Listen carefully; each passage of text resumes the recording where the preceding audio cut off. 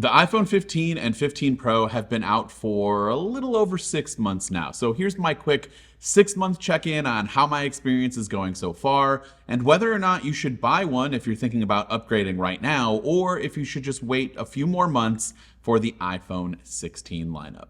So I've been daily driving this iPhone. This is the iPhone 15 Pro Max without a case about every single day for the last 6 or so months since launch day.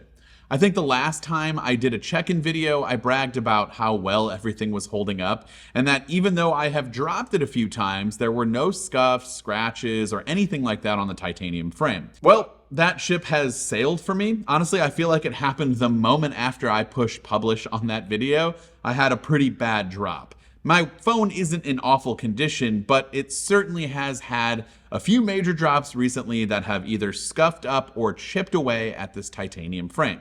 Now, usually by the 6-month mark or even earlier, the stainless steel framed iPhones that I have would have just like normal wear and tear scratches all over the place. And I honestly can't really see any on this natural titanium frame.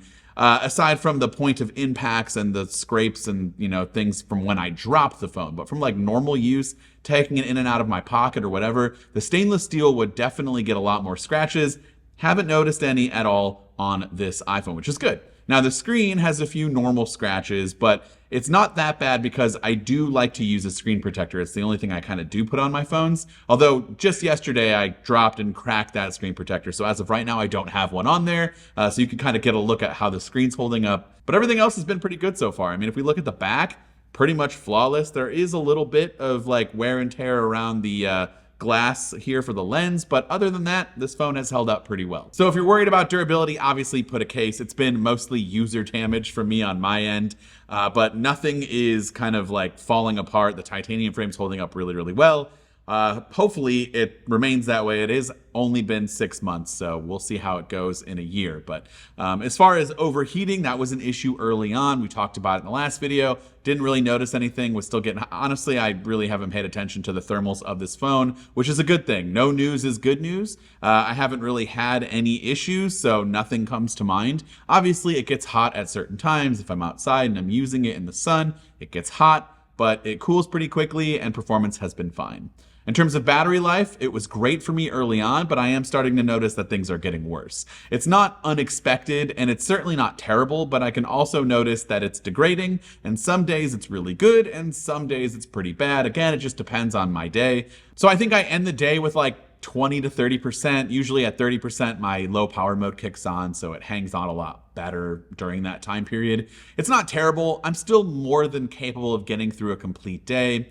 Here's my cycle count and battery health percentage if you were curious about that. I'm not really sure we should be paying tons of attention to these statistics, but for those that are curious, this is where I am currently at about 6 months in. If you have an iPhone 15, 15 Pro, Plus, Max, whatever it might be, let me know in the comments what your battery life is looking like these days. Yeah, would love to hear from you in the comments down below. Now, the action button is actually something I use quite a bit, nearly every day. My brain is fully programmed to use the action button to launch into the camera app every single time I need to take a picture or video.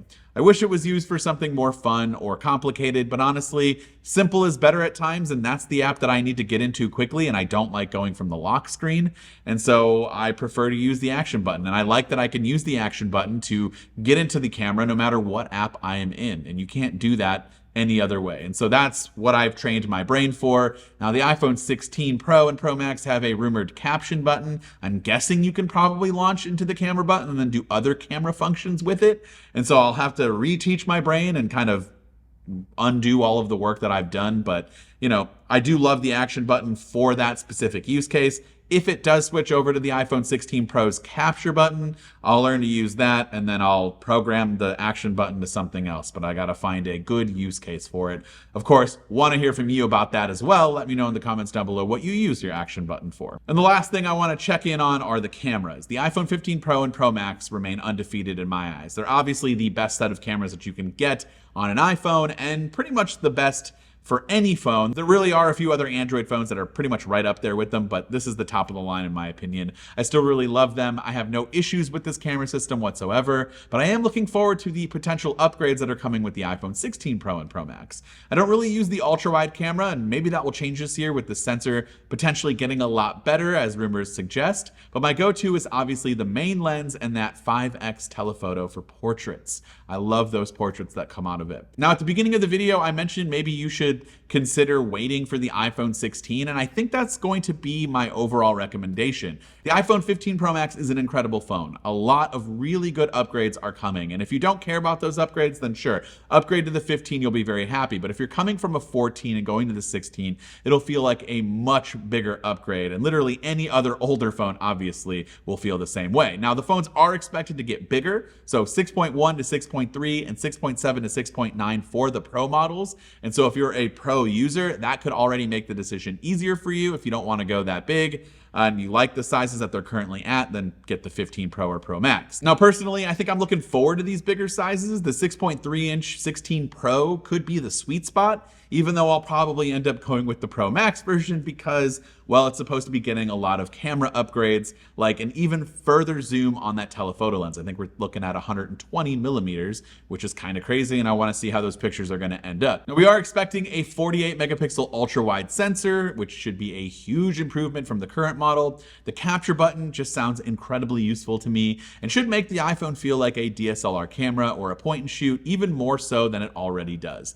And I think if you can hold out, I'd personally wait until the iPhone 16 Pro or Pro Max. But of course, if you don't care about the big camera upgrades and the capture button and all that, and you're like, listen, the iPhone 15 Pro and Pro Max really have my attention. How do you like it? I love it. I think you'll be happy, especially if you're coming from something like a 13 or older. It's gonna be a lot of new features for you that you'll really enjoy. But of course, I would love to hear from you in the comments down below about all of the stuff that we just talked about. But yeah, so far so good. iPhone 15 Pro Max, best iPhone I've ever had, obviously. And I really like it. And I would love to hear from you again in the comments down below. This has been Dan with MacRumors. Thanks so much for watching, and I hope to see you around in the next video.